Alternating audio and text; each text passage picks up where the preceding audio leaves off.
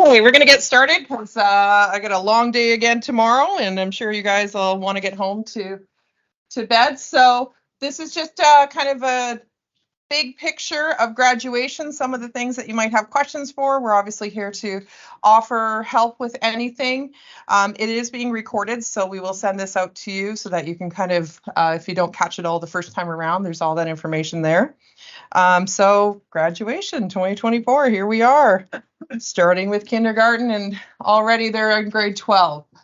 So some of the things that we want to talk about is the first thing is our communication with our grads is through our Teams channel. So grads, if you are here, you should have already signed up for your Teams channel or had connection to it. I'm going to actually just show what it looks like real quick. It looks like this. So you've got Mrs. Kohut does a lot of scholarship information on it. There's an open house for UFV coming up that'll be on there. And all the spots where it just says see more, it opens up. So some of those posters. So all of that. So there's tons of information. Anytime we get notice of a scholarship or something going up, it gets put on here.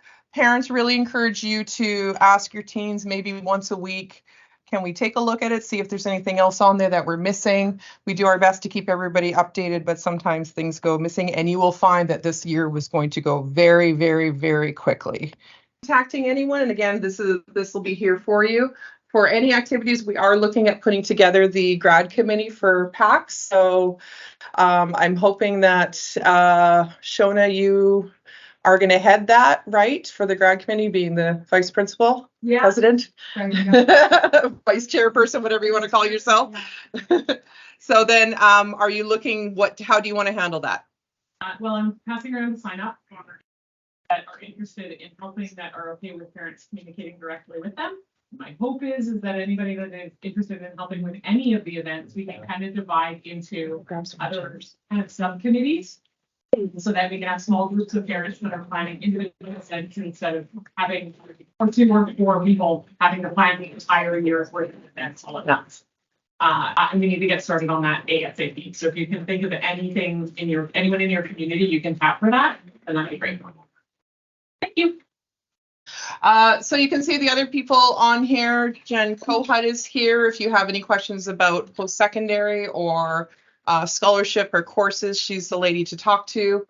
Anything with CLC, which is the grad, we'll talk a little bit about that, the capstone project that the kids will be doing.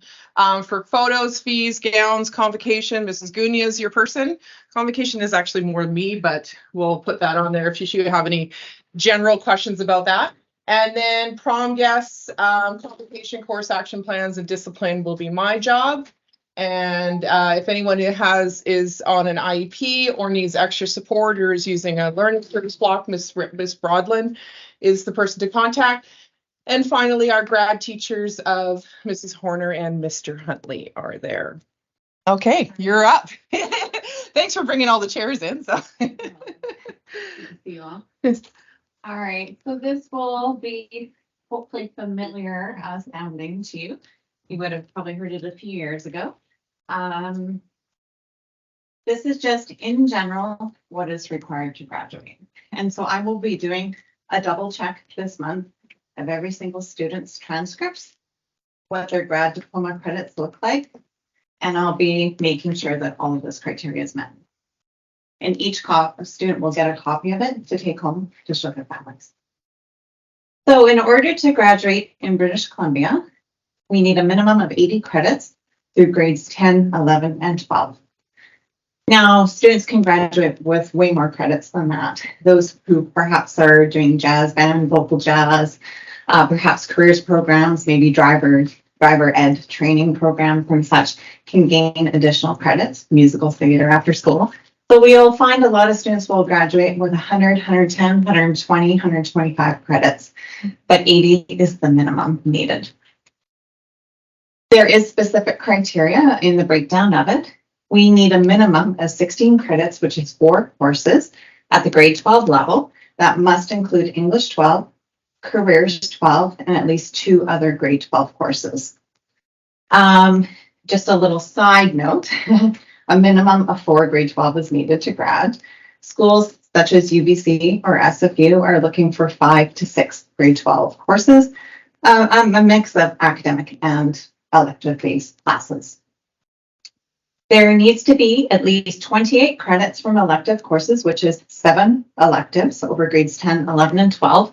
But when I look through with my fine-tooth comb, I actually count for 8.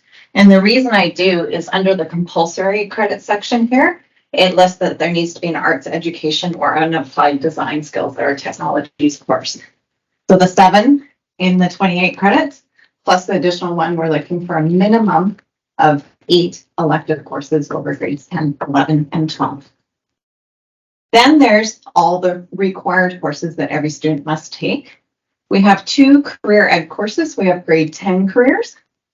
There's grade 12 careers, and over the last year or two, we've broken that up into 2 credits and 2 credits. So we have done 2 credits at grade 11 level for most students last year, where they did some quick and easy assignments through Google Classroom with Mrs. Bennett. Well, I need some jars. And that was updating of resumes and so forth. In grade 12, we do the other 2 careers credits at grade 12, which is the 30-hour capstone project that is reserved for the grade 12 year. Then there is TE 10, a science 10, and at least one 11 or 12. Now, many students might choose to have several sciences. Perhaps they're going into sciences. So a nice wide breadth of sciences can be very useful. We need a socials 10 and at least one socials 11 or 12. In the case of most students here, they've done a contemporary Indigenous studies 12, which is the socials credit. Most people here have done it last year. And that's a really wonderful course because it's kind of a triple threat of a course. It is a socials credit needed to grad. It is a grade 12 credit needed to grad. And it is also a brand new expectation that all students have at least one Indigenous-based course to graduate. So of course, like contemporary Indigenous studies 12 meets all 3 of that criteria just in one. Which brings us to the next line is here we've had all students do Indigenous studies 12. And now we're kind of shifting. If you have kids in younger years, we're kind of shifting to make that now a grade 10 focus. They'll do the Indigenous-based course in grade 10 to make sure that we get it early so that we got that all set in place. They need a math 10 and then at least one math 11 or 12. Language arts, which is English, 10, 11, 12. And then that one more elective-based arts or applied design. Then to round it all out, we're double checking and making sure has every student written their grade 10 literacy assessment, their grade 10 numeracy assessment, and their grade 12 literacy assessment.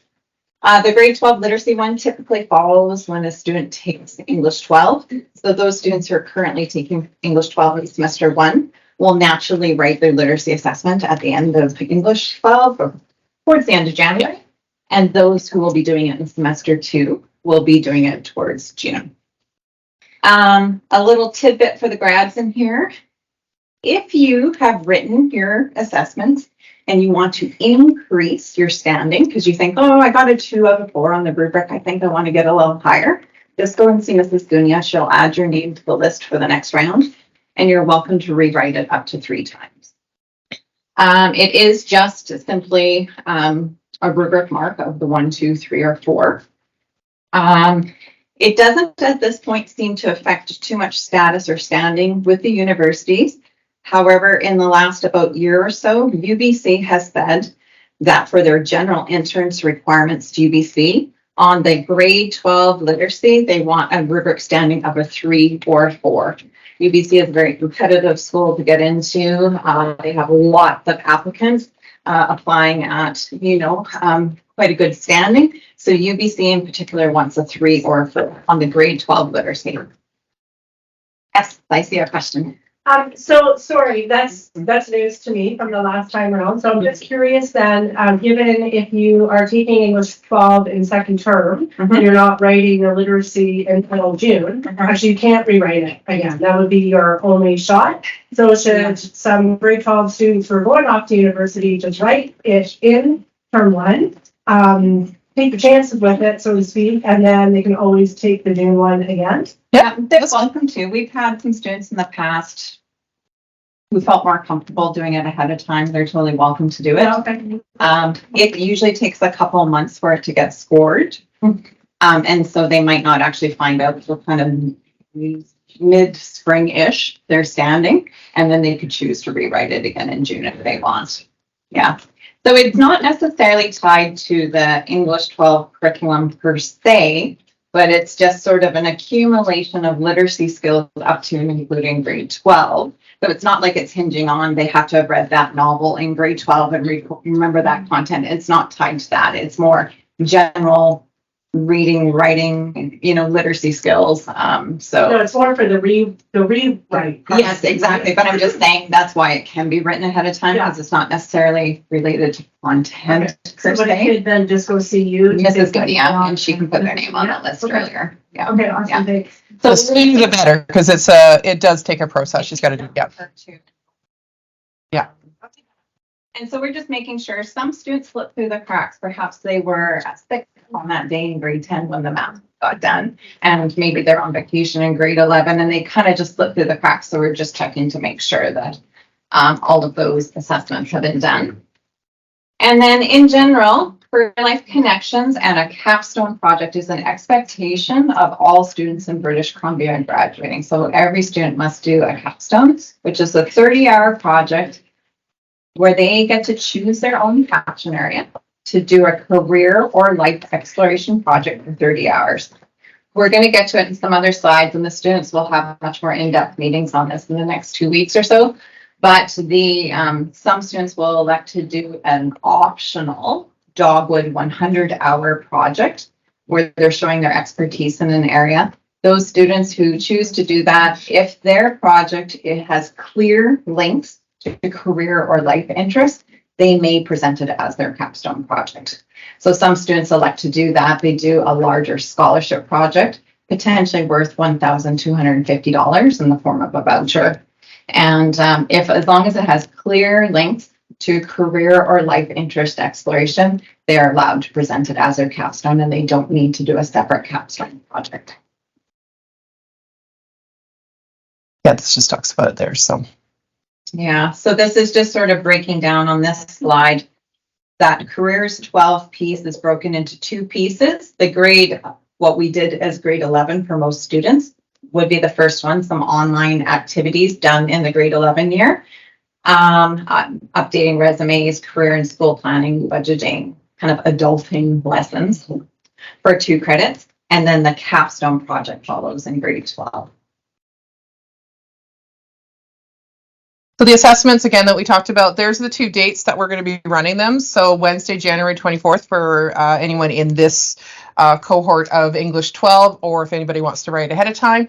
And then the second one will be done on Tuesday, June 11th, 2024. And we let you know way ahead of that. So. Yep. The slideshow and that Teams page that we showed. So there's different ways students can earn scholarships. Some of them I walk students through as part of my role here at the school. And then other explorations of scholarships and bursaries are on the student and family to continue exploring. So one of them where the information for this year's District Authority Awards, nicknamed the Dogwood Scholarships, that's that 100-hour optional project. The district just had the meeting this morning. So I'm fresh with information as of today about this year's process. They haven't nailed down all the adjudication pieces yet, but this is something that I believe I'm going to shoot for next Wednesday at lunchtime. I'll have an optional meeting here at school for students interested in applying for a Dogwood. I'll walk you through the whole process. The process is going live online, but there's no rush. Live online. They were hoping to get it up and running today. If it's not up today, I would expect to maybe see it tomorrow. The portal will be open until November 10th. So there is no rush that today or this weekend students need to rush out and sign up for the Dogwoods. If you want, you can look ahead online, kind of see it. I will have a Wednesday lunchtime meeting. I'll walk you through the steps, know what to expect, see what the application looks like. But in general, the process is between now and November 10th, go online, fill out the online questionnaire, which is answering some questions on your identity, who you are, what school you go to. There are 22 different category areas. You choose what categories, such as painting and drawing, or such as electrical. So you choose one of the 22 categories.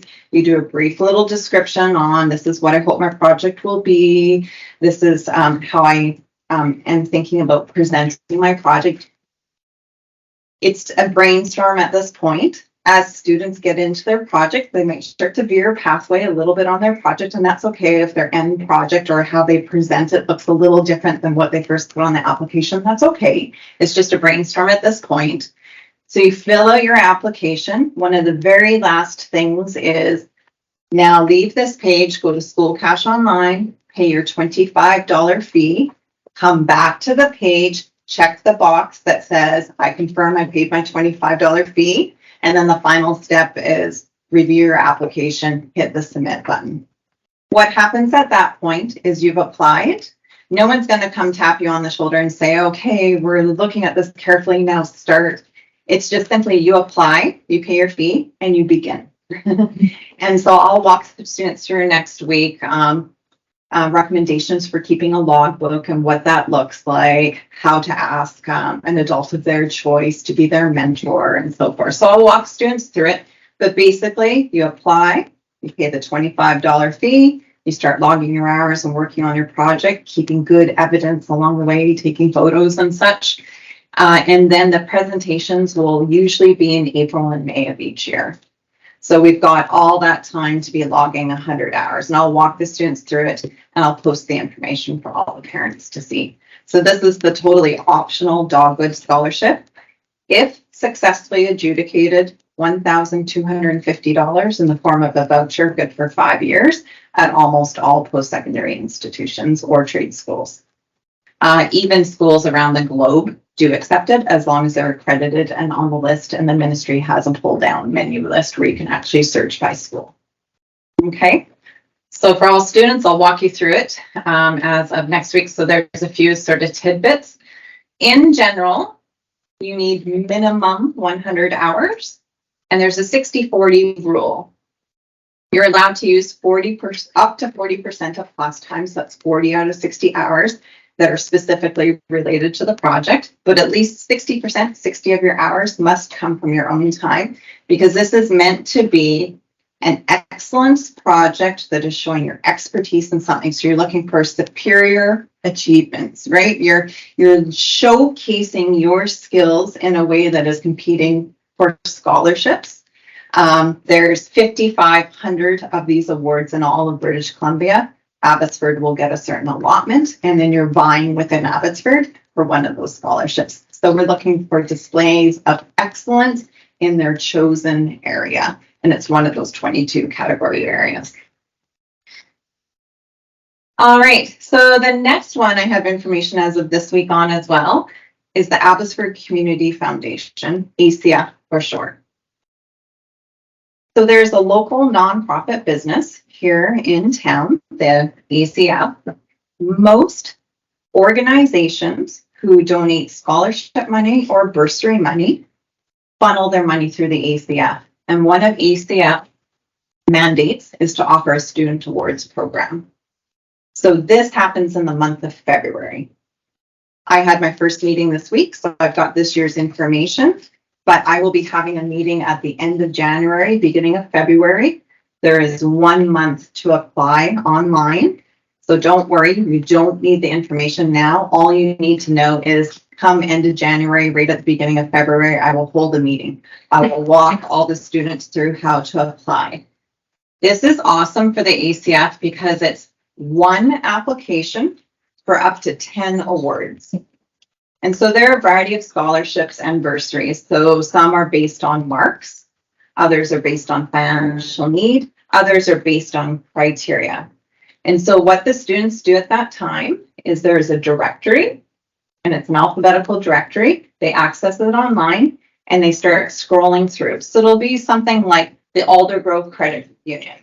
and then they'll read to see which schools can apply. Most are for all of the Abbotsford School District. Some will be by specific school. So you'll look just to make sure, yep, I'm eligible to apply for this award. It will tell you how many words there are, and it will give the criteria. So something like Aldergrove Credit Union might say something to the effect of, must be going on to post-secondary education, maybe has a minimum of 30 hours of verifiable community service work, and a parent or family member is a member of the credit union. Like, it might have specific criteria, and you read the criteria and you're like, yeah, that's me, that's me, that's me. So that's a possibility of the 1 of 10 that could be applied for. So there'll be ones for like children of firefighters. There'll be other ones that are super broad. That'll be like we're looking for someone who's going into a career in the area of music, right? And so you'll read through, you can choose up to 10 awards with 1 application, you apply. The donors read through it, they select their recipient for their particular award, and you find out when you cross the graduation stage if you're one of the people who are selected. So that is coming up in February. It does require 1 reference letter. I walk students through the process of that, and my advice at that time is, do not approach a teacher on February 26th saying, I need a letter for February 28th. So it's giving time ahead of time. Our teachers are very used to writing letters, but they need as much time, as possible, respecting their teaching time and family time, right? So it's 1 reference letter. The only case in which there's ever more than 1 reference letter allowed is if the specific criteria calls for it. So a music award might say something like, must have a music teacher or some sort of like band instructor or violin teacher or whatever, write a reference letter. So in that case, the student can have their 1 reference letter plus the extra 1 that's needed for that award. So it's a very clear process, and I'll walk through students through it, but it's 1 application for up to 10 awards. Okay, the next set of things are what students and families can explore on their own. So one thing to consider is university entrance scholarships. So every single university, you can Google search their financial awards pages, or you could do a Google search like UFV entrance scholarships.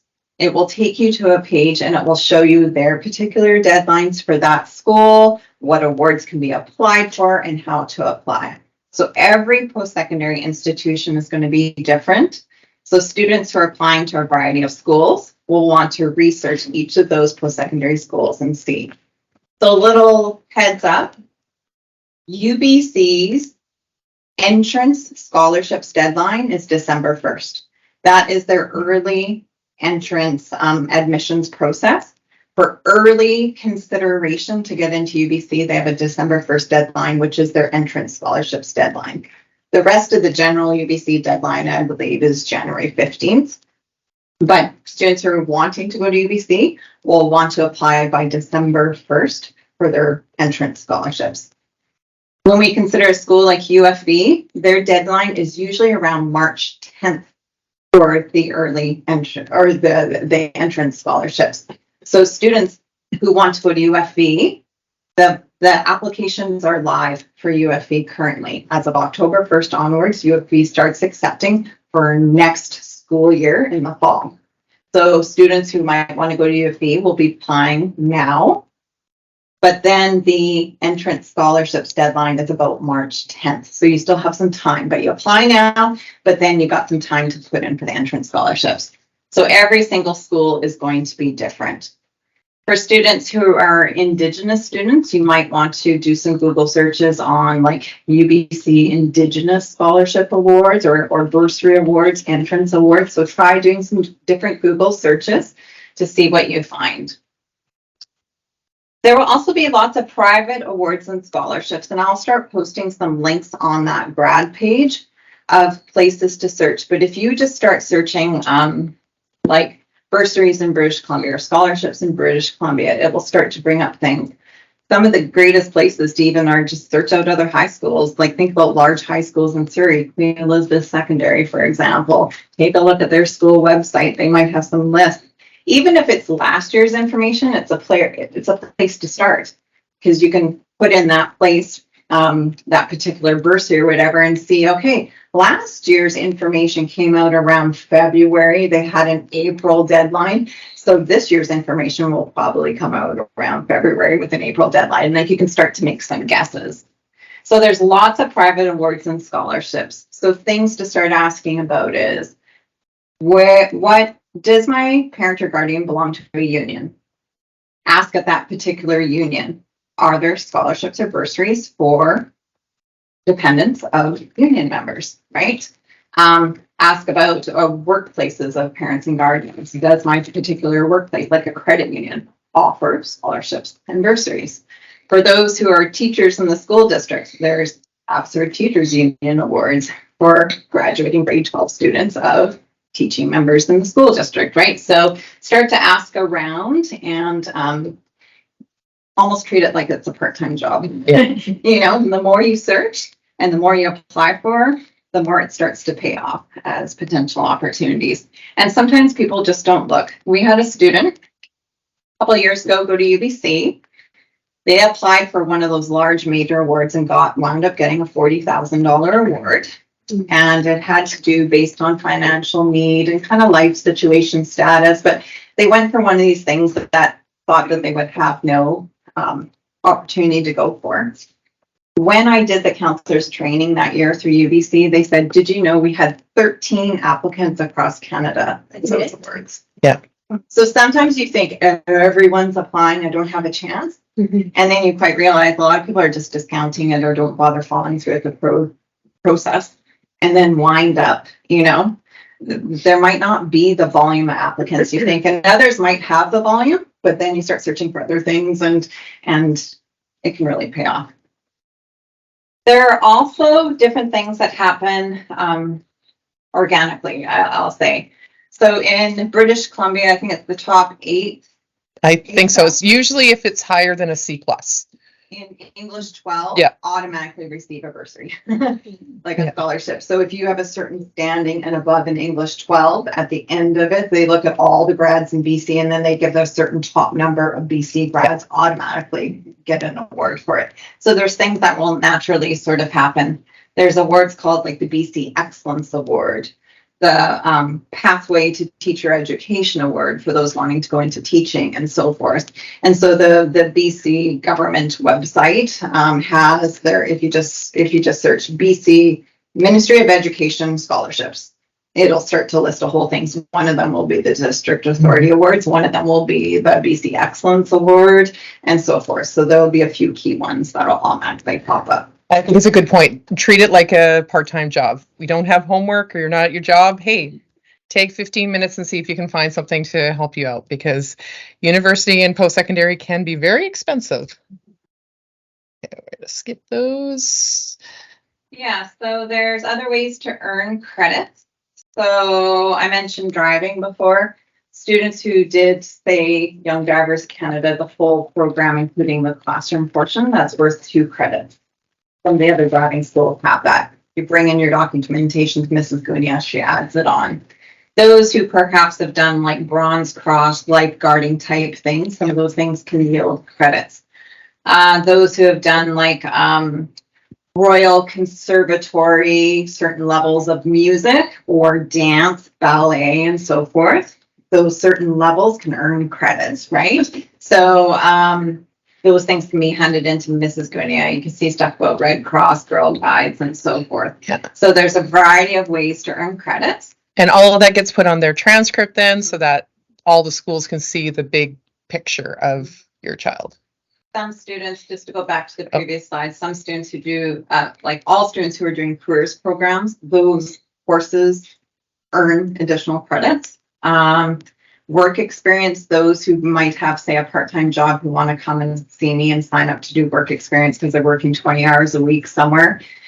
There's a few key things that need to be done and logging of hours and an exit interview and so forth, but it's not onerous, but that could be yielding another 4 credits at the grade 12 level. Some students, we call their hidden apprentices. They might have had a job working at an electrical company, you know, throughout the year, and they're working 10 hours a week, you know, that's like a hidden apprentice kind of thing that can earn extra credit. So there's a variety of ways to earn additional credit. Yeah. Absolutely. I will be doing this with the students, and this will be posted on their Teams page. I'm going to cover this on the October 27th careers morning. And any students who are in careers programs who won't be here, I will post the process on Teams, and I will post any links to any documents on Teams. It will be there for you. But just to give the parents and guardians a heads up. Gone are the days where you come to the front office and say, I'd like to order a transcript, and you pay your $10 and get your sealed envelope. That doesn't happen anymore. It's all done online. So all students in grade 12 need to go online to studenttranscripts.gov.bc.ca. And it's a couple step process. It's 4 steps. They sign up for their BC EID if they don't have it already. And then they kind of get their account verified through their email. They go to their email and say, yes, this is me. I want to verify my account. And then they create a login to transcripts.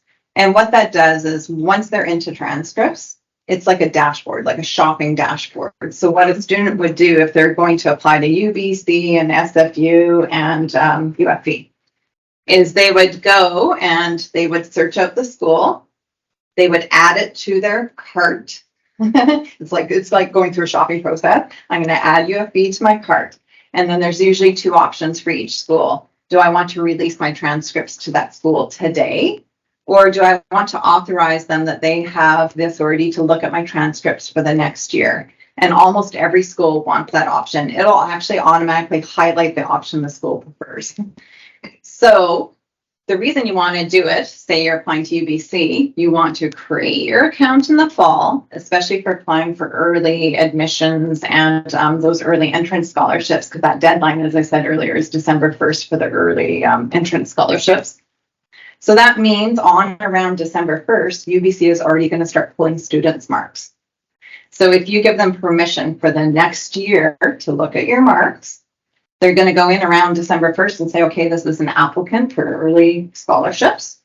Okay, let's see how they did in grade 11. Let's see how grade 12 is going so far, kind of thing.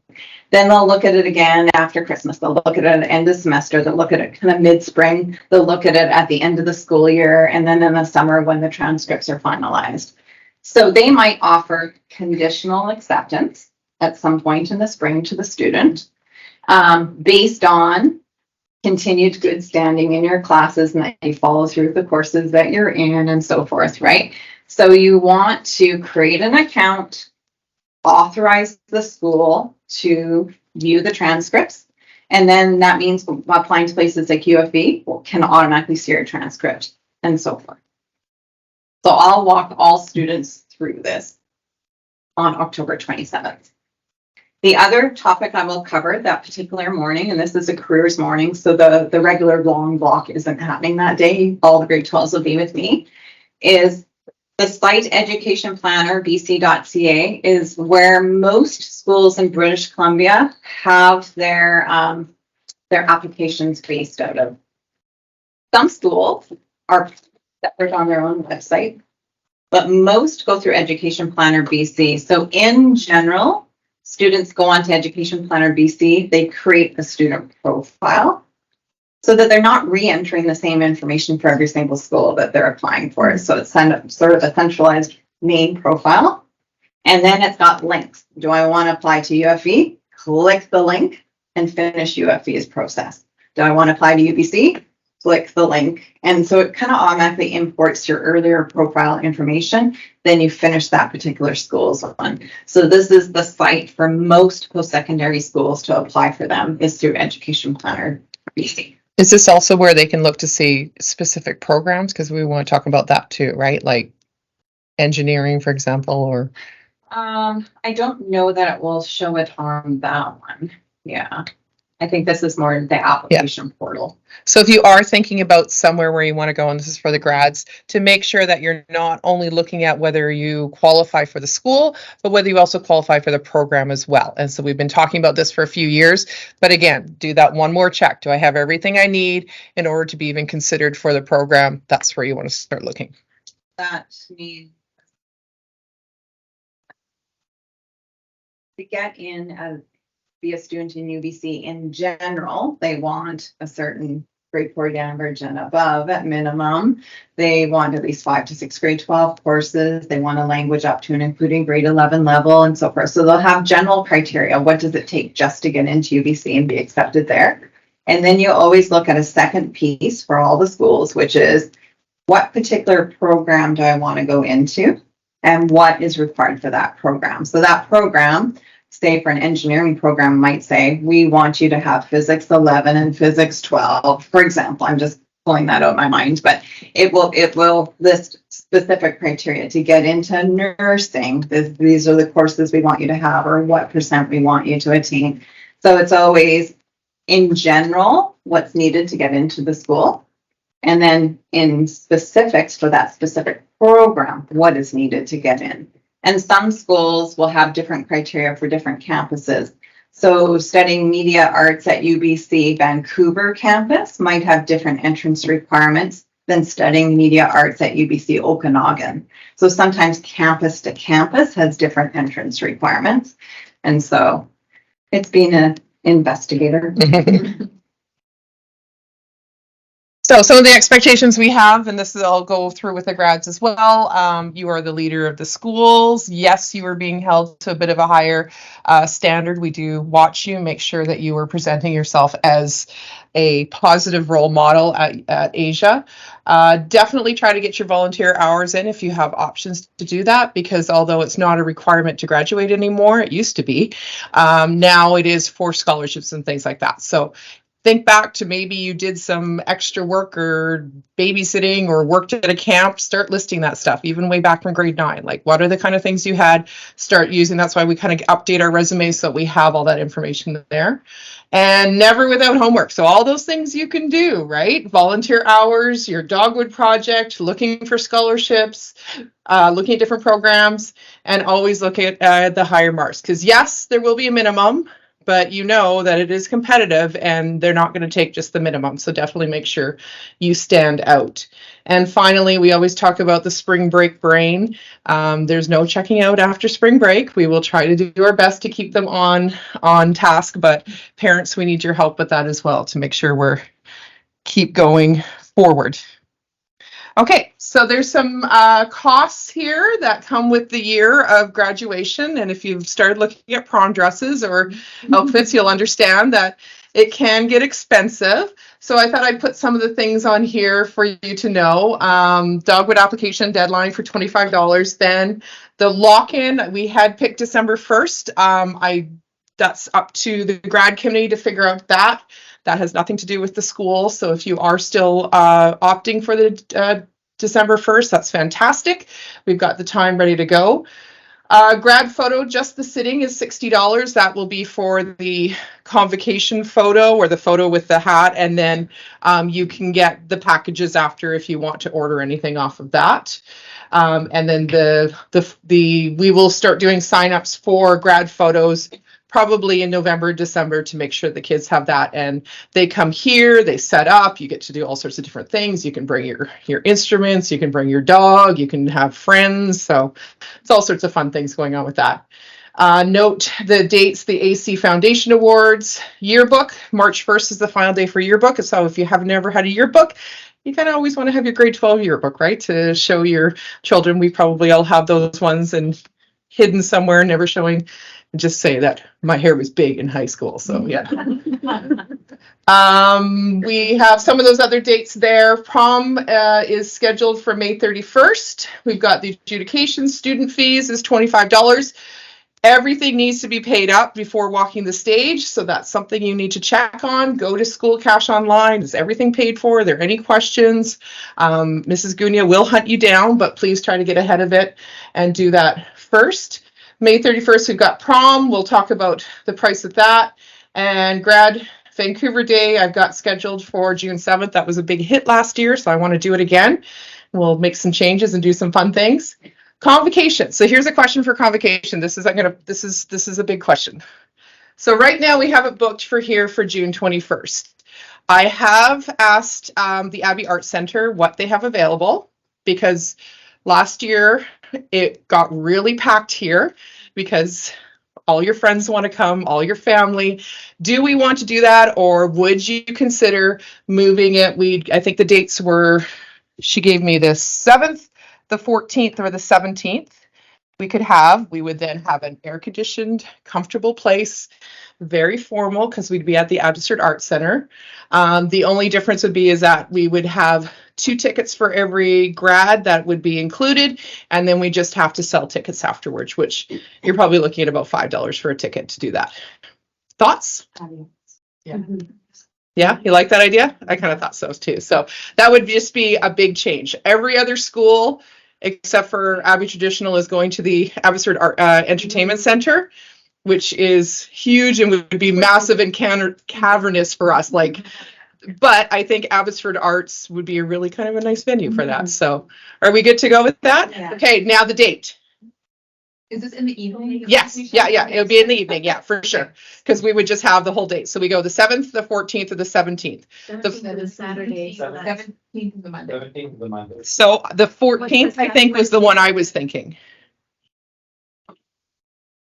Right? June, yeah. 14th is Oh, good. next. I thought the 14th. Yeah, the Friday would be better. Okay, then I am going to book it tomorrow, and hopefully nobody has taken the date. And we will go June 14th as your convocation date. Right? I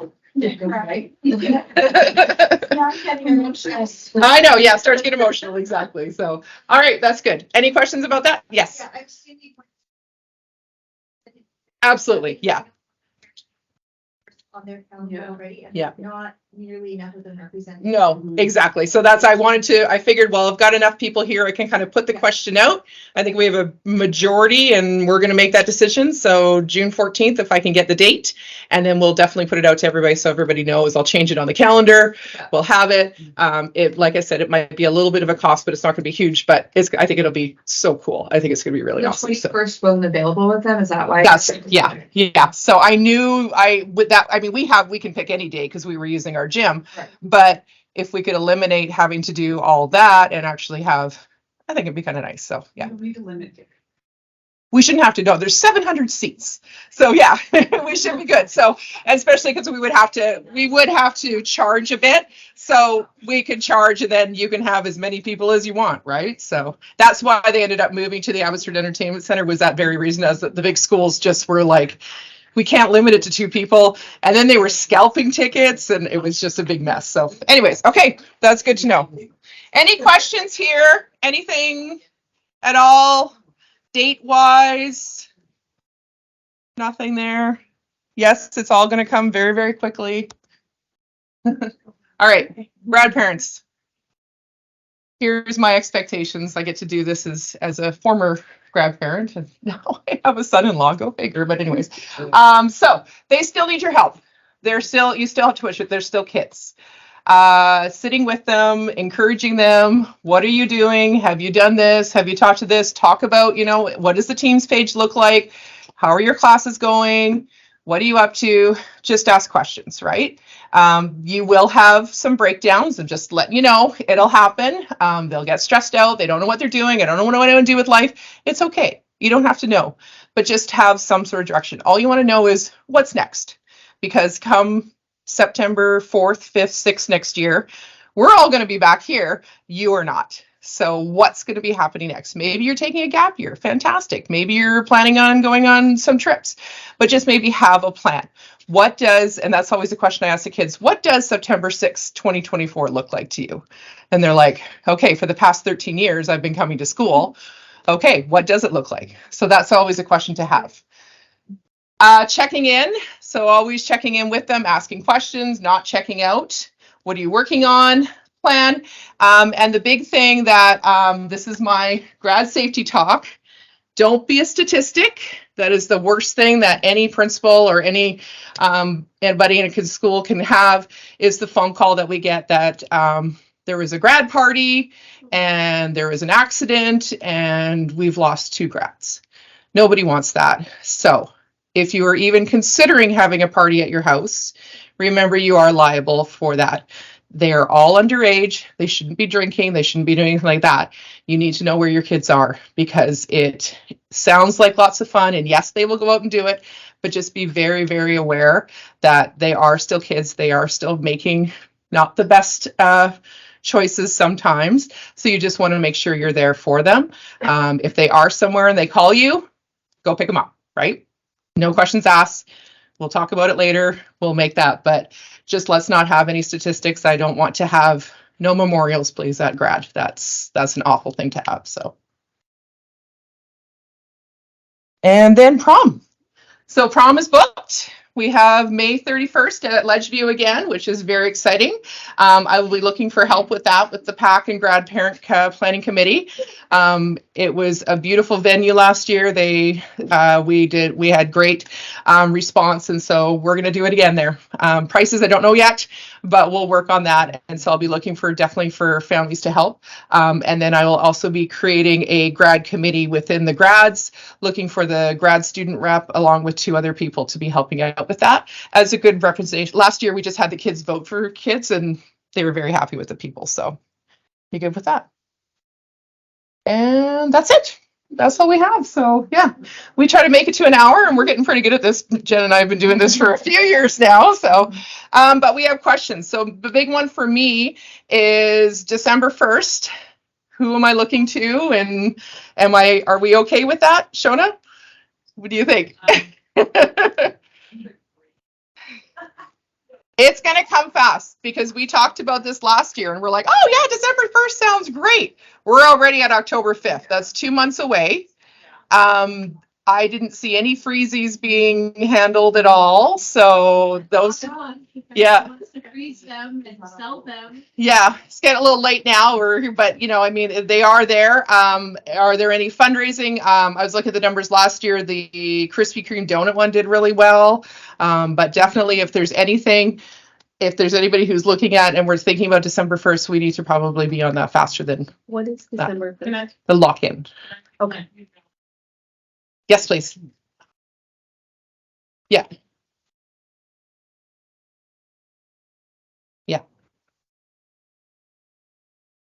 Yeah, we'll have to figure that out. So, yeah, sounds good. Yeah, and I have no problem bumping it. It's not like we're renting anything.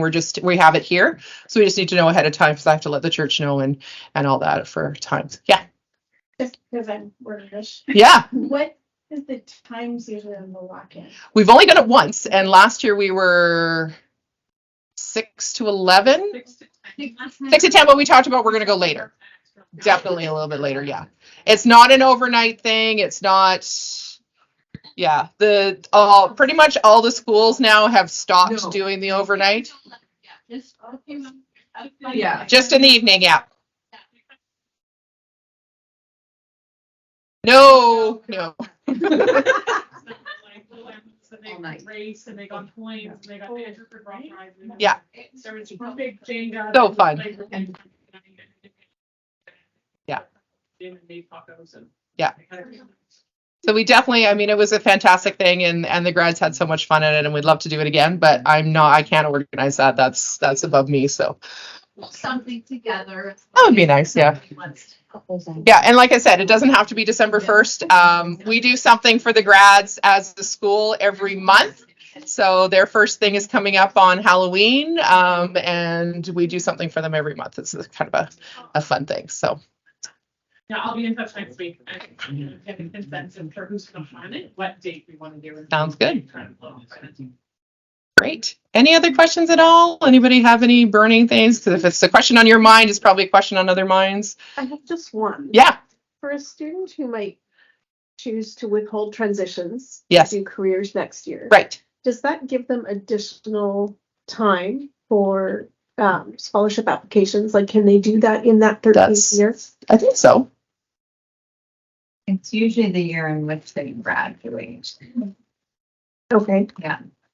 So if they're kind of delaying and kind of doing an additional Yeah. year of school with some additional courses, then they would apply for the year in which they're graduating. Okay. There you go. Okay. All right. So now you're all experts. and you can go home and tell your kids and quiz them. They're going to meet with me tomorrow at lunch. Some of this stuff we'll be talking about, but we have a couple other things too. Question? I just wanted to mention. Yes.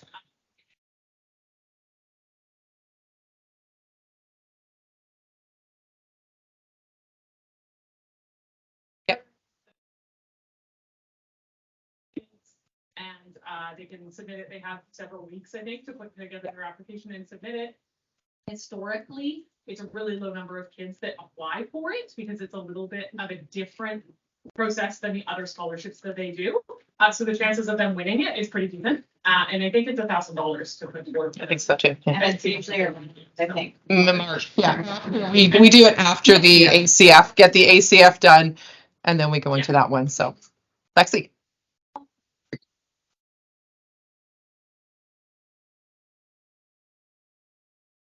No, what, 5 years? Usually most of them are 5 years, right?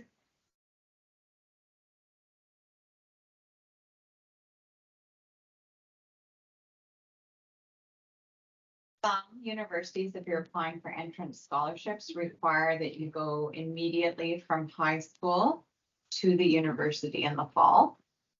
Some schools will say we'll allow you to delay it for 1 year and defer it for 1 year and accept it the next year. Others do not allow that. So every post-secondary school has a different set of rules around that. Some post-secondary schools say, hey, you can take a couple gap years and then apply, and they allow students to apply for their entrance scholarships. Other schools will say, no, only students coming immediately from grade 12 to our school are eligible. So it's different criteria for every school. So school by school, different criteria. Dogwoods, 5 years. Community Foundation, 2 years. Yes. In the past, or at least when Aaron graduated, there was a North Poplar for those that had been in kindergarten. They took it away. They took it away? Okay. Yeah. So not available. Not There's the Asia one though. There is one Asia Sumas Mountain. Yeah. Yeah. The ACF. Yeah. Community Foundation. Sure. Yes. Sorry, I was late. That Yeah. team you were talking about, that first slide, is that something you need to take a picture of or something I need to be aware So of? all grade 12 students have an Asia Grads Teams page. Oh, okay. Unfortunately, the parents and guardians don't. With Yeah. Teams, there's no access at this point. So simply ask your grad every once in a while, every week or two, can you just pull it up on the screen and let me just flip through the online feed? So I will put on there, there's several of us on there, but I'll put on things like open house events for various universities, or if there's like a, UFV Digital Media Arts Portfolio Night where students can bring their portfolios, I'll advertise for it. If I'm aware of deadlines, I'll put it on there. If there's information about prom, I'll put it on there. All the documents for how to apply for Dogwoods will be on there with links, how to apply for transcripts. So anything and everything grad related will get posted on that page. Grads, question about that, and this is for the grads. Do you get an email notification when Mrs. Kohut puts something on the Teams page? Do you know? So we don't. We don't know. Like we're flying. This is all new to us as well.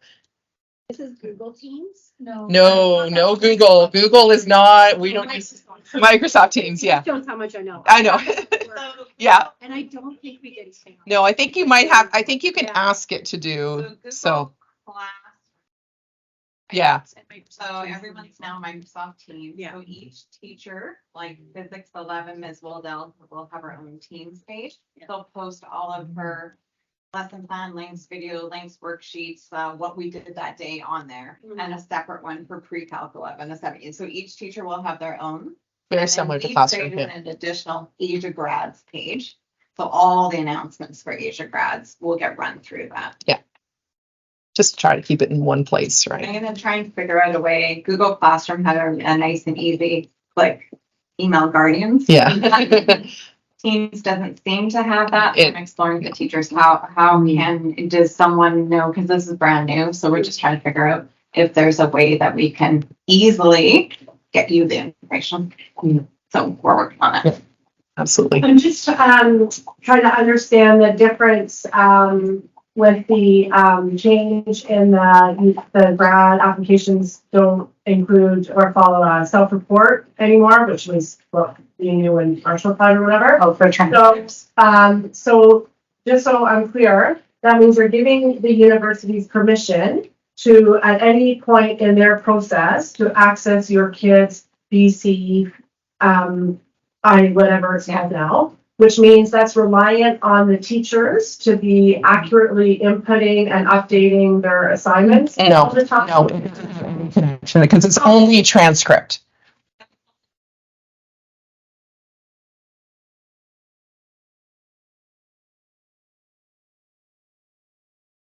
Grade 11, yeah. So what the actual official transcript will show is it will show the student's name and address at the top. Yeah. It will list grade 10 courses with final mark and how many credits, followed by grade 11 courses, final marks and credits. It will start to show grade 12 stuff. For example, the students who did contemporary Indigenous studies 12 last year, it will already be on there. Yeah. Then it will have any planned courses on their timetable for this year will be listed with an asterisk.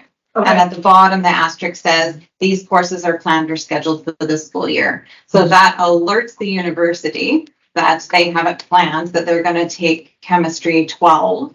And the mark's not sitting there because it's planned for the school year, right?